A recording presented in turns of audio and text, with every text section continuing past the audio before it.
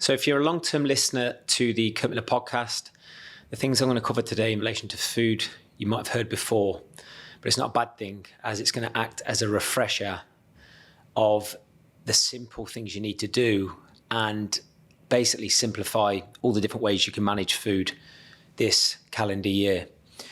And if you're a new listener to the Kirk Miller Podcast, then I'm going to be breaking down very, very simply the 4 ways, and for me, the only 4 ways you need to think of this year when it comes to managing your food. Some of you may have tuned into last week's episode where I spoke about, the January fat loss sprint without a diet plan, which is called for that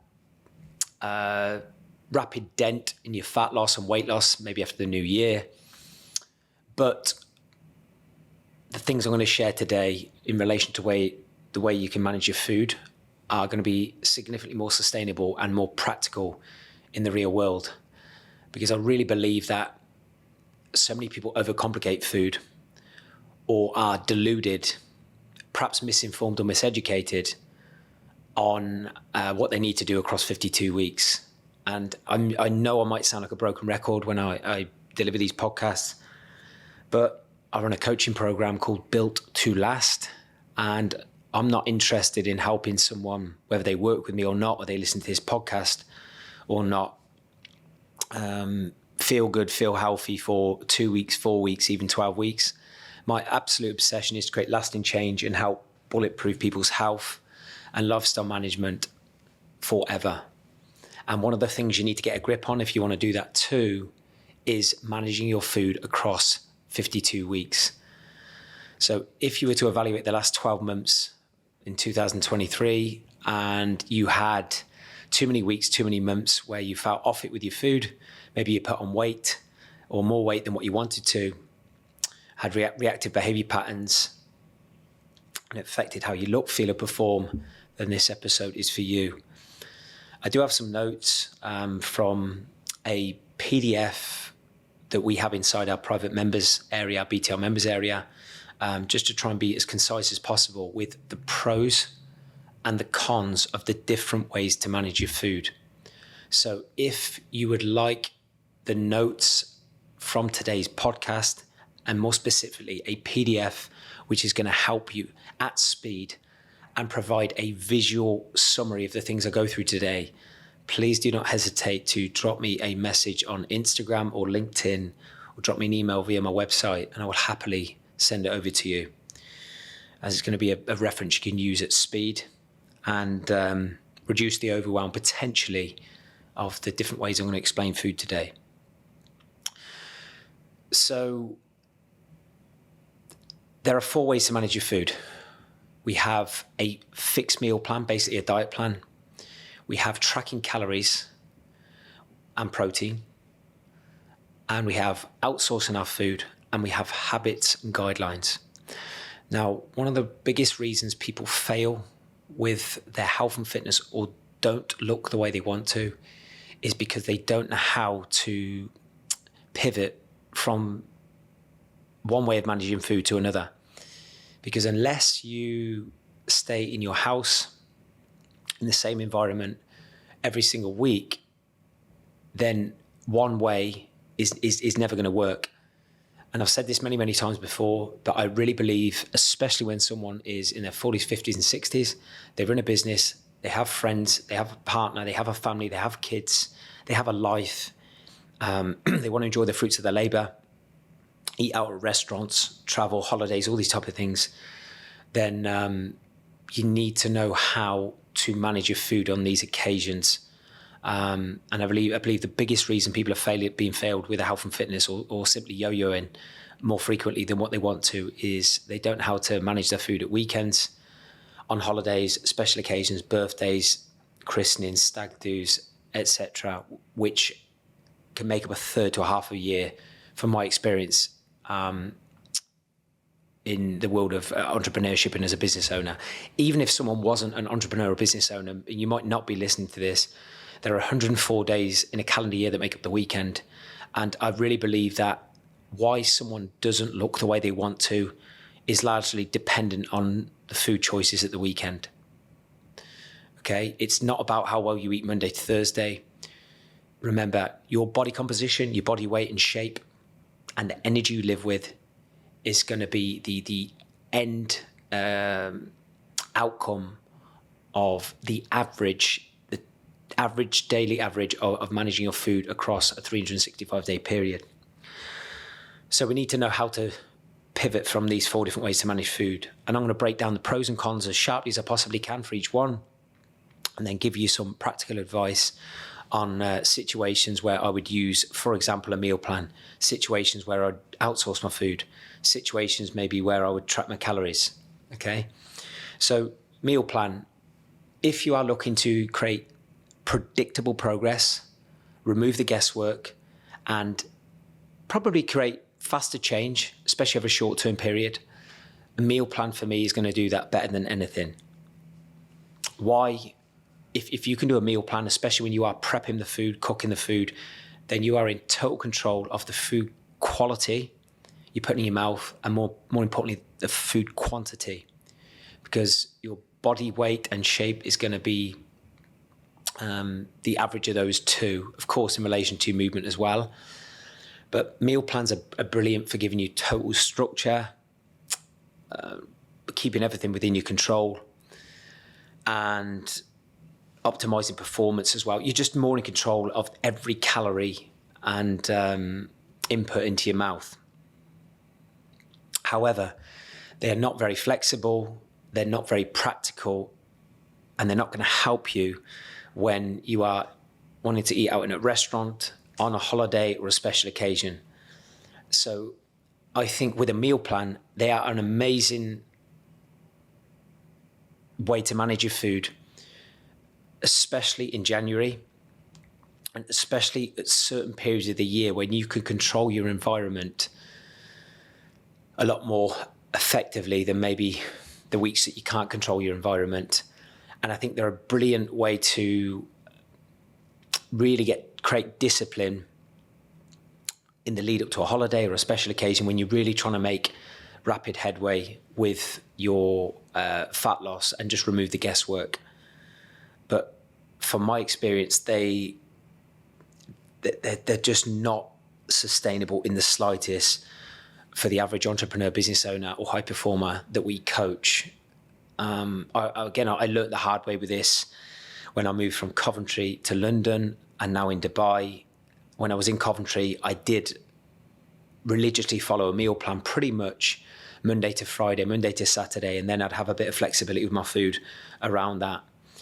But then I realized in London, when I was traveling lots, eating on the go, especially now in Dubai, I just didn't want to follow a fixed meal plan anymore.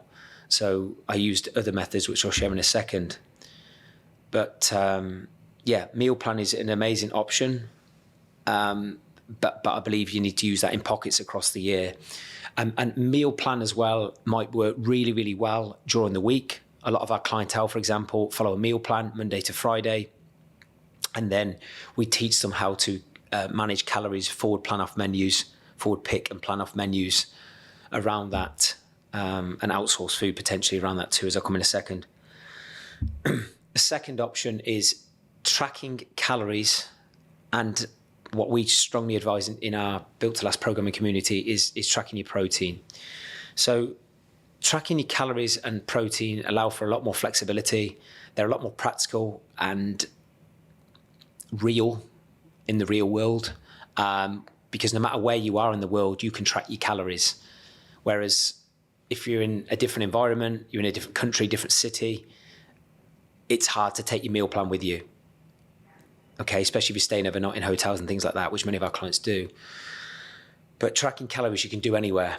Now, the pros for this, I've got my notes, do it anywhere, great for accountability, incredible long-term solution to stay disciplined. So many of our clients who have got in shape and are still in shape, this is the one thing they continually do and implement because it keeps them disciplined. If you are consciously tracking your calories, then you are consciously aware of the food you're putting in your mouth. And I just think there is less likelihood of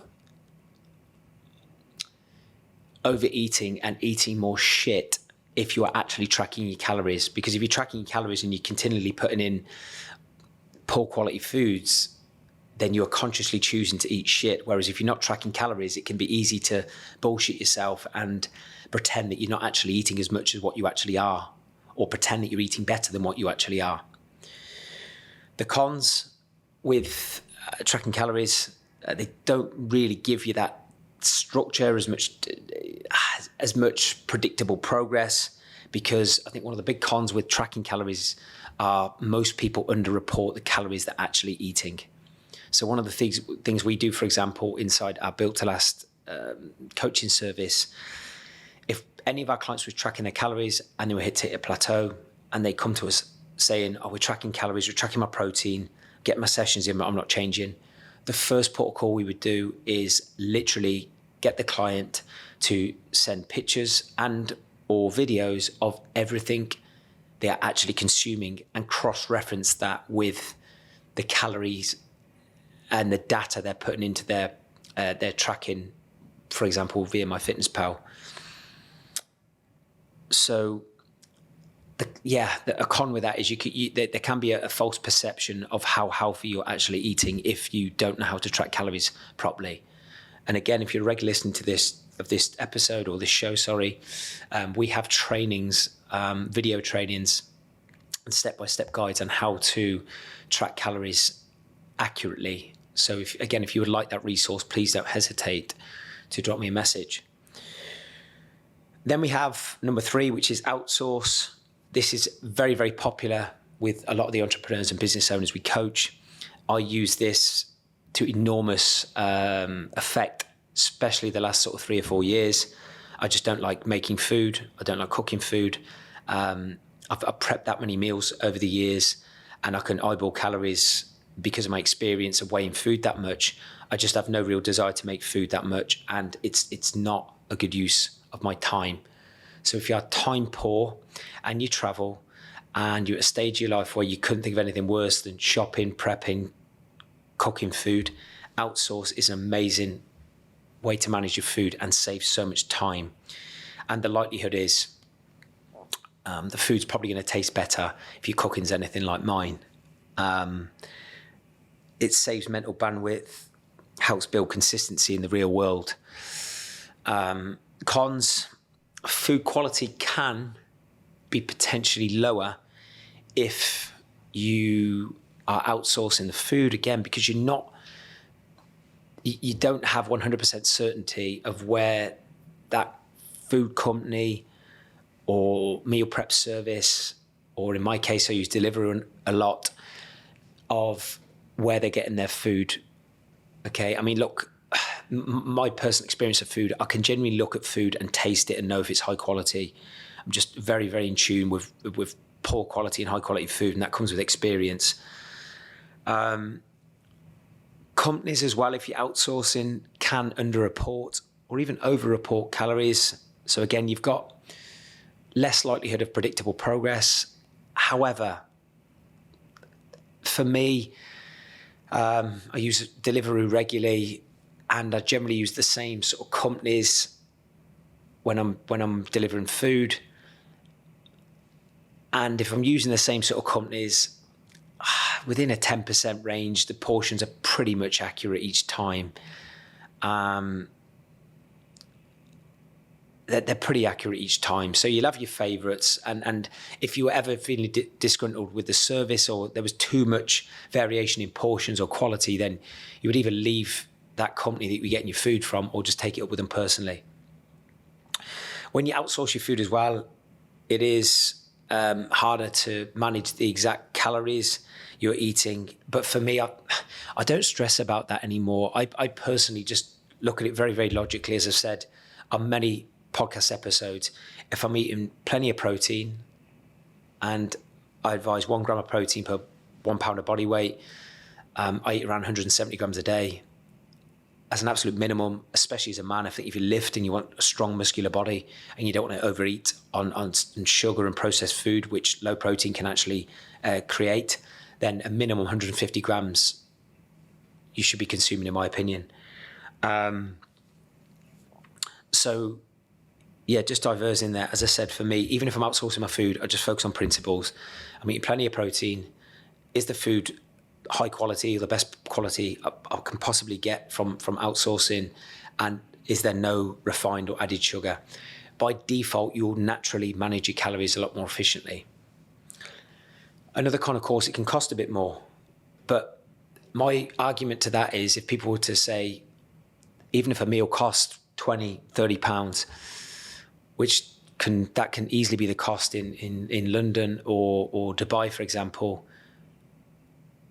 I just think as a business owner, entrepreneur, what is your time worth, and how could you better use that time that you are replacing cooking and prepping food? For me, I could be doing something team related, market related, sales related, fulfillment related, that is generating business and keeping business and growing brand reputation, etc. So I would just weigh up very, very logically, what am I spending on my food, and is the time I'm spending genuinely providing the value on the other end, or is my time better suited elsewhere, and could I be outsourcing my food? Lastly, we've got habits and guidelines. That's the fourth method, which again are very, very easy to implement. Doesn't require any bandwidth, flexible, help you improve key areas of your focus quicker, and just keep things very, very simple. Because ultimately, our weight, shape, energy, and how we look is the outcome of our habits, whichever way we sugarcoat it. The better your eating habits, the better you look. And I think so many people genuinely overcomplicate habits when it comes to food. If you just literally focused on eating 2 pounds of protein every time you eat, minimize processed food, and did not touch, or at most 5% of your week calories came from refined or added sugar, I guarantee you'd live healthier, happier, stronger, you perform well, and by default, as long as you were lifting effectively and moving regularly, you'd have a great body. Cons of habits and guidelines: there's no structure. You can't really measure exact calories. There's more temptation to overeat. And if you're not experienced, you can be totally deluded with what you are actually eating and maybe the quality of what you're eating. But those are the 4 ways to manage your food. And I think a very, very logical way to look at your food management in 2024, or any year for that matter, is on a week-to-week basis. Literally, whether you do it on a Sunday for the week ahead or you do it on a Monday, look at your week ahead and look at your calendar and just look at things very, very logically. During the week, which food management system is going to create more consistency and better eating habits and is more practical to your personal, professional, and social lifestyle? So if, for example, you are at home or working near to home, or in your office, if you have a sort of stable base, is a fixed meal plan the best solution for you during the week? Then if you are someone who has a very, very heavy social calendar, can you just literally focus on simplified habits and guidelines when you're eating out at a restaurant? So, for example, a lot of our clients, they have a fixed meal plan during the week, or they track calories. And then if they were in a scenario on a social environment where they felt a bit awkward getting their MyFitnessPal out in front of colleagues or friends or family, then habits and guidelines might be the best option on those social occasions. For example, habits and guidelines are something we really, really strongly advise over Christmas period, holiday period, a weekend away perhaps with your partner, with your family. They just take the seriousness out of food and just very, very practical in the real world. And then you also might have some weeks where you are that busy, you're working 50, 60, 70, 80 hours, and shopping, prepping, cooking food is just not a good value of your time, and it's going to create more stress. So literally outsourcing your food, and when I say outsourcing your food, that could come from a meal prep service, It could come from Deliveroo. It could be even technically eating on the go is a form of outsourcing your food. So it could be a Pret, a Marks and Spencer's, or a healthy food outlet of some sort, but you're still outsourcing that. And I think as long as you forward plan every single week and look at the potential challenges, look at the environments you're going to be in, look at the people you're going to be spending time with, if you can just magnify during the week and during the weekend which food management strategy from those 4 is more aligned to my expectation of how I want to look and is more realistic and I can actually see myself doing and sticking to on that given week. But you need to have all of these 4 things in your back pocket, because I can say with 100% certainty, because we coach that many people, the way you manage food in January will not be the same in the summer, especially if you're on holiday. It's impossible. There'll be similar principles, and the key principles, whichever food management system you use, will always come down to eating lots of protein, getting your veggies in so you get some fiber, and minimizing processed food and added sugar. Right? You can get complex with eating a certain amount of carbs and fats, but above all else, I guarantee if you hit your protein target and just focus on real food and minimize added sugar, you would just these principles, whether you track your calories, had a meal plan, outsource your food, or followed habits and guidelines, you wouldn't go far wrong. But just make sure that you're trying to pick the option on the given week within the given season that suits your lifestyle and calendar on that given week, and make sure you're the one in control of that. But if you don't forward plan and forward think these things, you'll be reactive, because every single human gets hungry at some point. And if they don't have, or they don't head into a day or a week knowing, how am I going to manage my food today, or how am I going to manage my food this week? I guarantee when you are stressed, tired, bored, anxious, you're going to eat whatever's in your environment. And so often people who are reactive with their food generally pick poor food choices and then feel guilty, put on weight, feel like shit, and certainly don't have a good body. So that's what I would do to manage my food in 2024. Keep things simple. Be really honest with yourself about which food management strategy keeps you consistent. So I'm going to leave you with a question really that will give you food for thought. Based on the last 12 months in 2023, which months do you think a fixed meal plan would help you most? Which months do you think tracking calories and protein would keep you more consistent with your food? Which weeks, months do you think you should be outsourcing your food? Perhaps because you've got high pressure deadlines, maybe you're just bored with tracking calories, maybe you're just bored with a fixed meal plan. And then which weeks and months do you think you should be following habits and guidelines? The answer to those questions will be how you actually manage your food last year. And if you know you had certain weeks and months where you ate shit and it didn't make you feel good, then you need to choose a different way to manage your food when that week or month comes around this year.